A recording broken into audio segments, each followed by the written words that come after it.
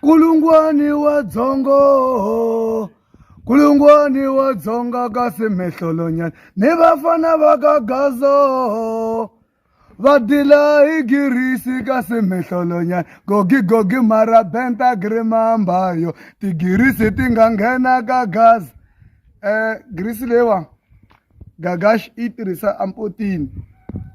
ni vula le a Rotterdam.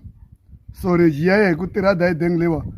ku gangster leyi a tshamaka na yona yi kota ku va yi ri satisfied.